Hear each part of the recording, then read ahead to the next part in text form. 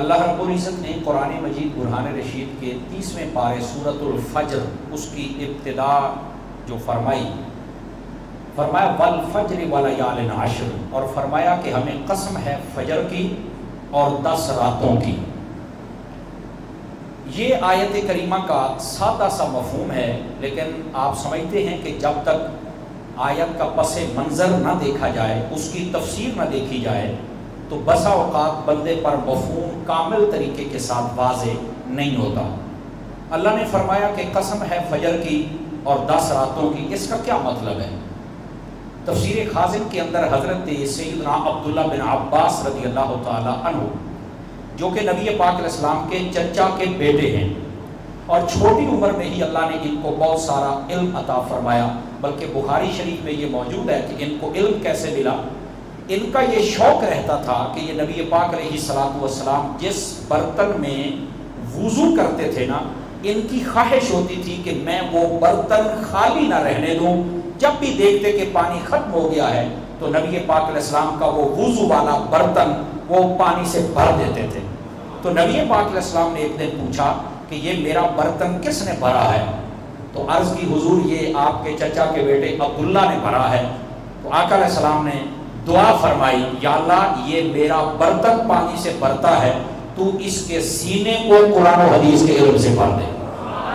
تو نبی کریم علیہ السلام نے ان کے لیے یہ دعا فرمائی، اور یہی وجہ ہے کہ انہیں حبر هذه الامہ، اس امت کا سب سے بڑا مفسر قرآن کہا جاتا ہے، سید المفسرین کا بھی لقب دیا جاتا ہے۔ اور ان کی چھوٹی عمر تھی، تقریباً 12 سے 15 سال۔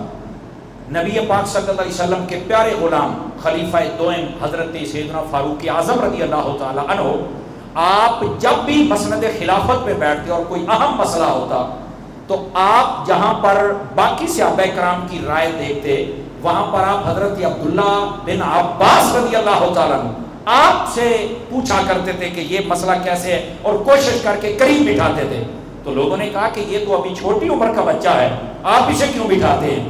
فرمایا بچہ ضرور ہے پر کچا نہیں ہے، پکا، کیونکہ حضور اکرم علیہ السلام نے اس کے لیے دعا فرمائی ہے۔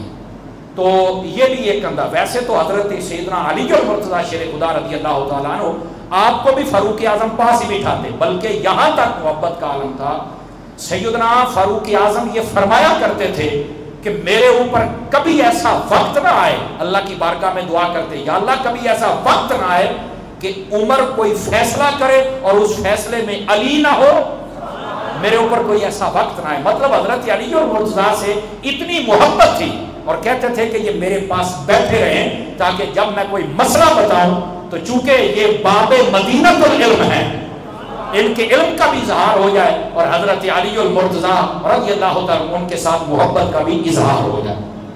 یہ حضرت عبداللہ بن عباس رضی اللہ تعالیٰ عنہ آپ اس آیت کی تفسیر میں فرماتے ہیں، ویسے بہت سارے مفسرین کے اقوال ہیں لیکن آج موضوع سے متعلقہ ایک ہی بیان کروں گا۔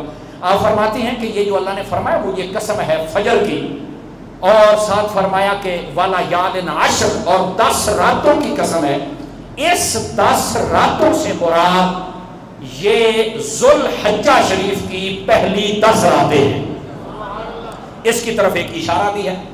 ترمذی شریف کے اندر حدیث پاک ہے، نبی مکرم شفیع معظم رسول محتشم صلی اللہ علیہ وآلہ وسلم آپ کے صحابہ فرماتے ہیں کہ نبی پاک علیہ السلام نے ارشاد فرمایا پورے سال کی عبادت اللہ کو پسند ہے، مگر رمضان شریف کے بعد یہ جو ذوالحج شریف کے 10 دن ہوتے ہیں یہ عبادت کے لحاظ سے اللہ کو بہت زیادہ پسند ہے۔